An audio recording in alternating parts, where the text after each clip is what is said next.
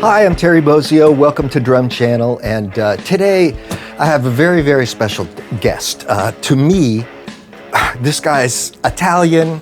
He's a great musician. He can compose classical music. He's, a genius guitar player, and he's got that whole Zappa experience. So please welcome my dear friend, Mr. Steve Vai.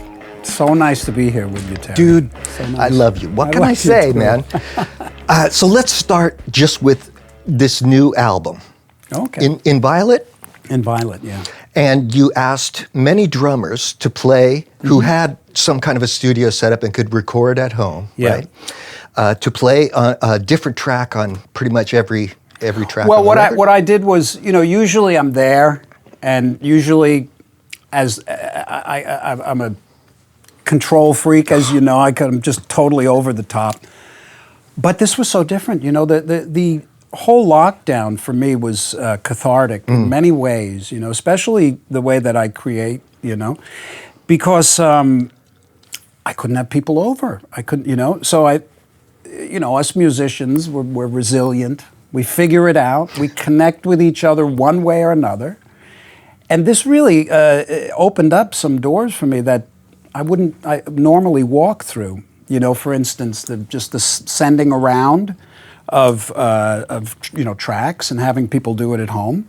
Yeah. So Jeremy Colson, who I work with, my drummer for many years, he played a bunch of the tracks, and for those we were in a situation where we could go to a studio.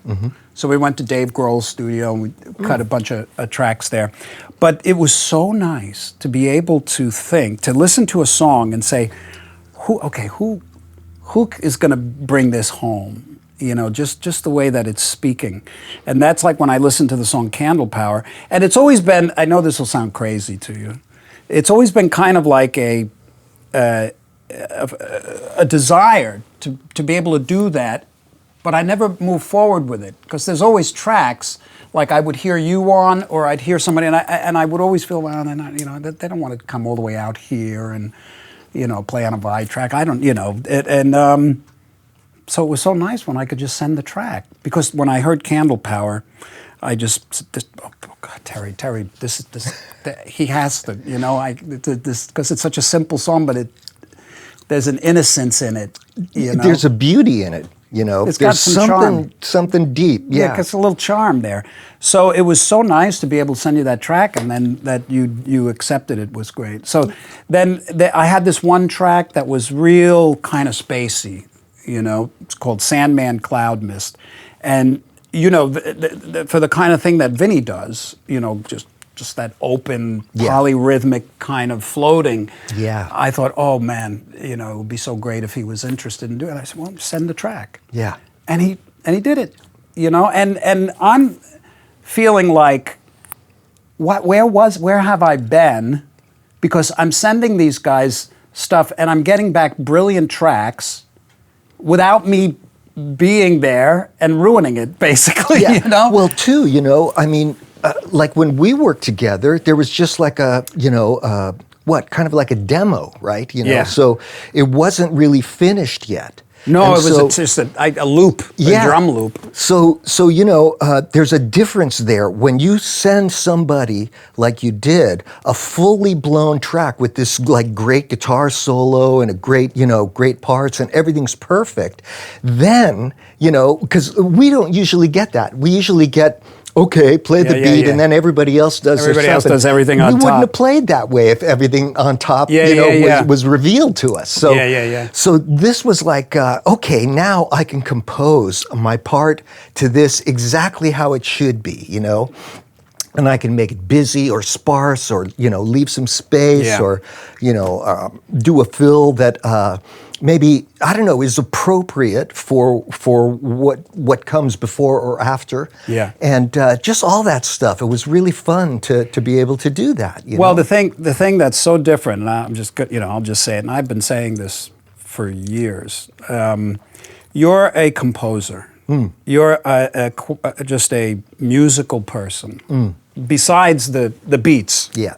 Okay, so it's great to work with drummers that obviously got the beats, that can do that. But it's no disrespect, obviously, to drummers, but it's rare that there's a drummer that listens with compositional type ears to the kinds of things that, you know, when you say compositional ears, you're thinking composition, but even if you just hand somebody a guitar part and a bass part, there's a compositional element that can flow into it if the tools are there. And when those stars come together, like what you did, the result is it has a depth that has a compositional element that, you know, many drummers that don't have that brain muscle don't delve into. Because I recorded, you know, and to hear like my simple guitar part constructed, with the drums constructed that way, it was such a treat because there was an awareness, a deep awareness of parameter, of what was going on. You know, it's like, as a guitar player, or any musician, when you're recording something, you have your own little secrets. Like, I really like that. No one's ever going to get it, but I like it, and it touches me. And that's enough. You know, nobody's going to get it. But when somebody hears that and compliments it, and they know that it's a sweet spot because they feel it that way, that requires a compositional instinct. And brother, you just nailed it big time. I credit you in respect to that, because after we worked together, you gave me a gift of a complete Stravinsky, Stravinsky, right? Parts of some of the favorite ones got stolen from me because I had them on the road with me, you know. But I listened to everything he ever did, right? And I really just like went deep into it, and there was just all the variations and the colors and the things he did, you know, were a heavy influence on me. Then I started to read the interview books, like with Robert Kraft, you know? And you know, I read The Poetics of Music, which is just a solo book that Stravinsky wrote, and he said, I compose by an act of delectation. So, okay, get the dictionary. What is delectation? And it means to find delight in, right? So you can just, and then, you know, he lived on the hill above the Roxy. He could have thrown a rock down on the Rainbow and the Roxy. I remember, right? I know that house, You know, a denizen of Sunset Boulevard there. It'd be great to see him hanging out there with Lemmy or something, you know, one day. But, you know, back in his day, there were no tape recorders and things like that. So he was like basically just composing on a piano that was slightly out of tune and also muffled with felt, because he didn't want people, his neighbors, hearing what he was doing when he was experimenting. But you could just see the guy going, and then he'll take those notes and write a whole damn piece from it. A whole damn piece. And I love the way he would actually even create his own. He uses, you know, bar lines. And stuff. So his scores were. The scores were like a work of art because there was only the score there was only the instruments that were playing. The only bars for the instruments that were playing. So it'd go like 1 to 2 to 3, and then the next page might be the whole orchestra or something. You know? So let me ask you this: when I listen to that whole Stravinsky box, you know, and it seems to me like he was. You could kind of hear, tell me what you think of that, you could kind of hear his classical influences until the ballets. Like with the Firebird, Petrushka, it was like he dropped acid. No, that was something else. And you know, he wrote, what was he working on? I think The Rite of Spring in Switzerland. And he's up there playing some passage, working on that. And there's a kid outside playing who yells out, "Wrong! Wrong!" And he said it was not wrong. It was an invention of something totally new, you know? Oh my God. It'd be great if it cut to Stravinsky and he's going, shit, write that again. Oh man. Yeah, that was a great time. I mean, the ballets are something else. They and really are. Just all the romance behind that, the spectacle of it, and the, you know, this, I mean, I love Bach's, the painter of the sets, you know. Noguchi, I think, did for Orpheus, and Balanchine, the, you know, what are they called? choreographers. Choreographers, yeah. Just deep stuff. And, you know, once again, like Miles, that's the day ballets changed, right? Yeah. You know, when Miles played the trumpet, that's the day trumpet playing changed. Yeah. When Picasso picked up a brush, that's the day painting changed. So some of these guys, I don't know why, I resonate with them, you know? Yeah. So, and I remember seeing somebody like Billy Cobham, who's just like, you know, nobody's surpassed that level of drumming on a holistic front, you know. He can read, he can write, he can fucking play superhuman stuff. He, you know, can do all the odd times and Latin stuff, and his pocket just on old CTI records is just like, oh, this guy has 27 things going for him, you know? Yeah.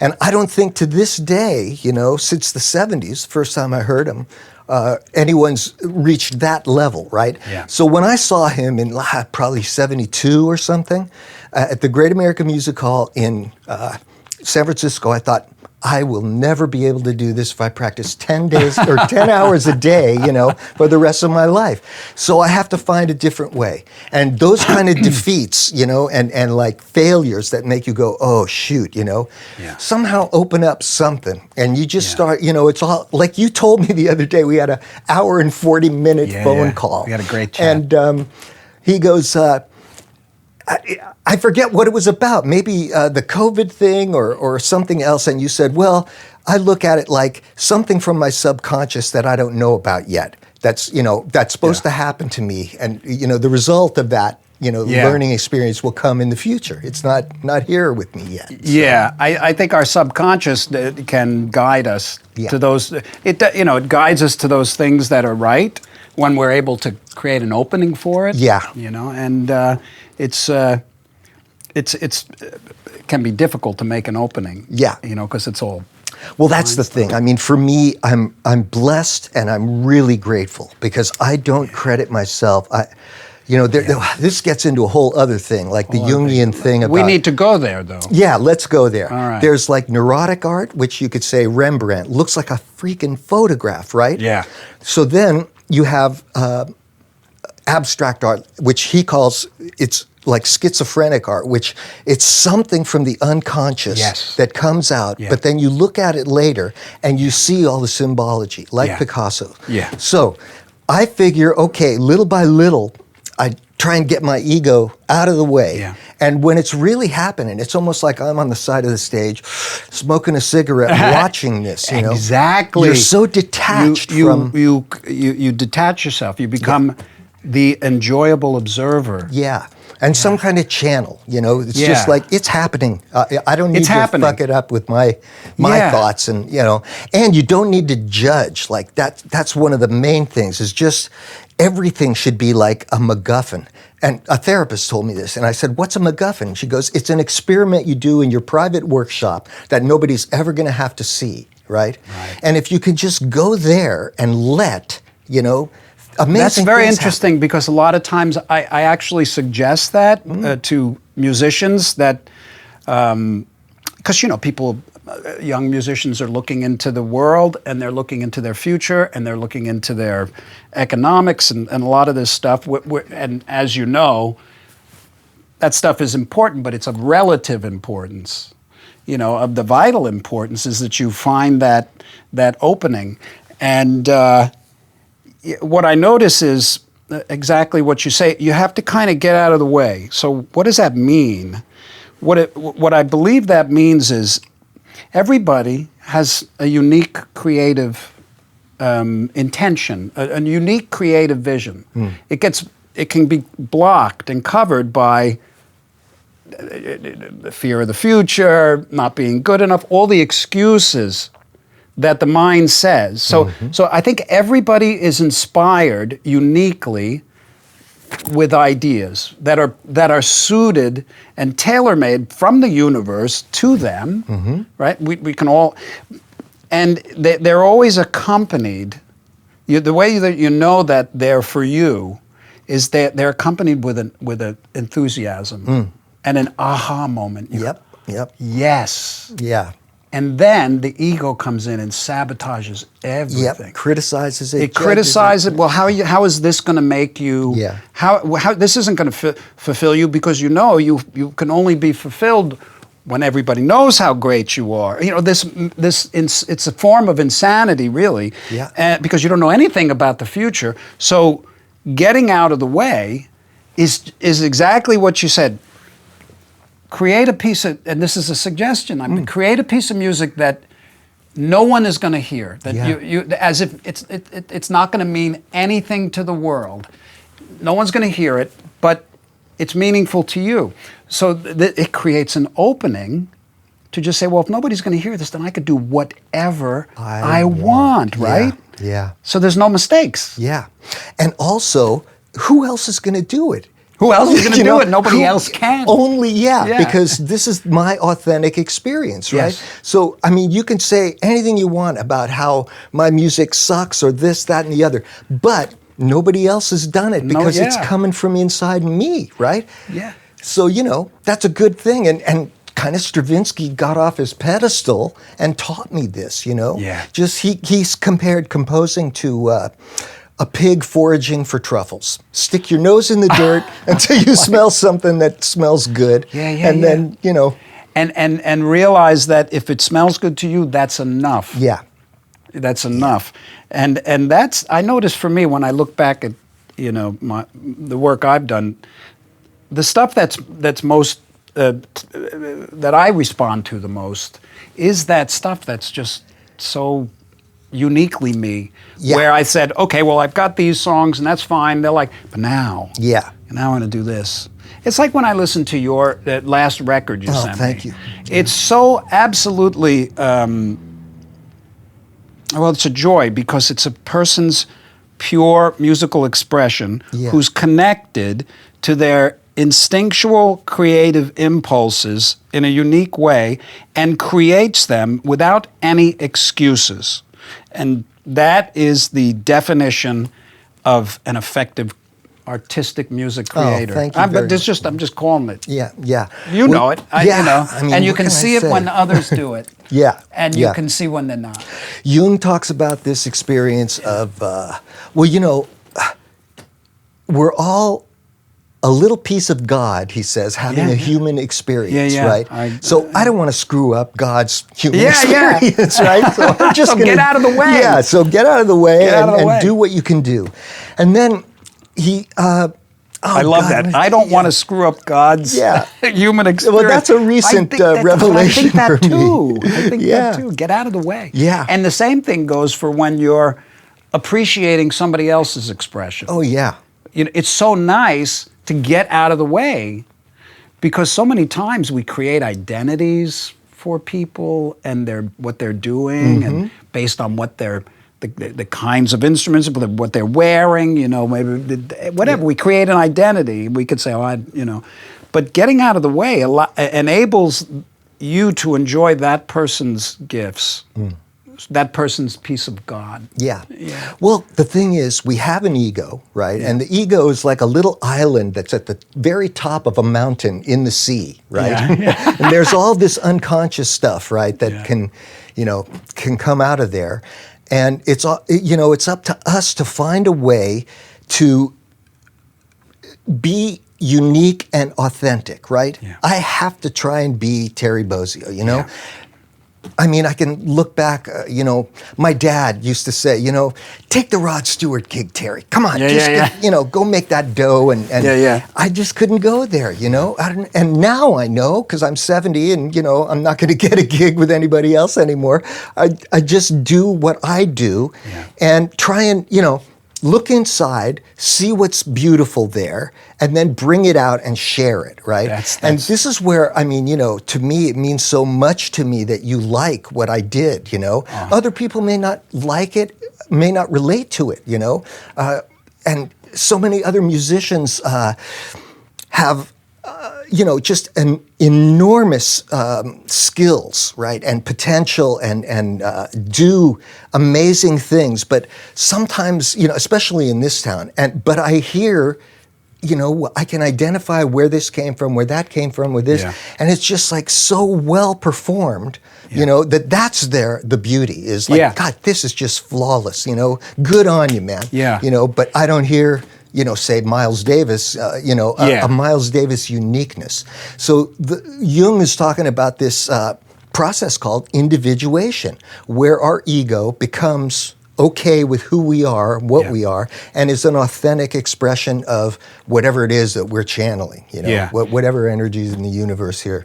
So I just tried to go with that, and I've loved Frank, and Frank loves Stravinsky and Varese and these composers. I just always had something like someday I want to do this, So it started with kind of the drumming thing, you have solo drum music, and then you write orchestrally around that, and then I remember you were doing that on the Zappa Play Zappa tour. Yeah, on your laptop. Yeah. Well, that was I mean, I think of what Mozart would have done with a laptop, and what we have today, Yeah. I mean, he said, when he's bouncing around on a rutted dirt road, in a carriage drawn by horses, he got all these ideas because things are moving, Yeah. Oh, interesting. And he couldn't use an old-fashioned writing desk with a bottle of ink. I mean, it would have been, a mess, right? And if he had a laptop, man, what would this guy have done,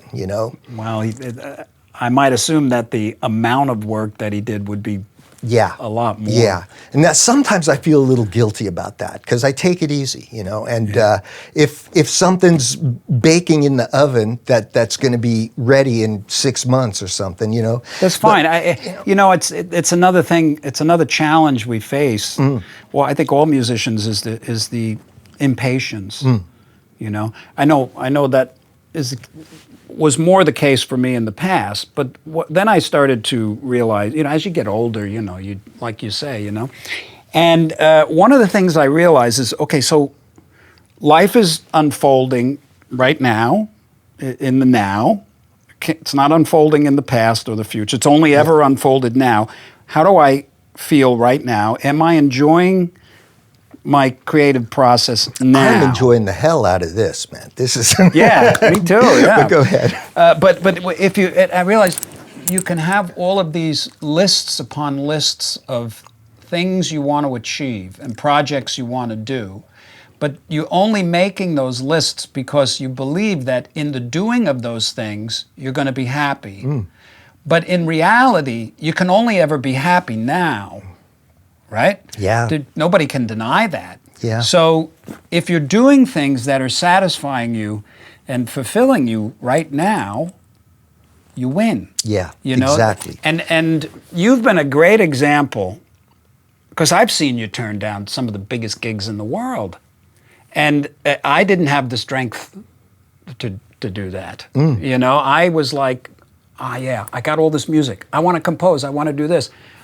I like rock and roll, and I can contribute to these bands. Absolutely. And happily, and all that. But when you understand, when a musician understands that the fulfillment doesn't come from what the world calls success, but in the touching of your creative potential, that gives you a feeling of fulfillment, like joy. Yes. Right? And you can play to millions of people and sell millions of records and actually be more miserable. Oh, yeah.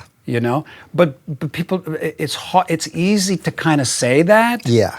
But until you go through it and all, you don't really see the wisdom in it. Yep. But you've always been a bulletproof example of integrity with your creative desires. Oh, yeah, I'm just, it's another, I don't want to sit here and just sound like I'm blowing smoke, brother. But it's this okay, is just man. The truth. It's okay. Right. Thanks. I'm just thinking. No thanksy, man. It's just the way it is. And it's nice because it's inspiring.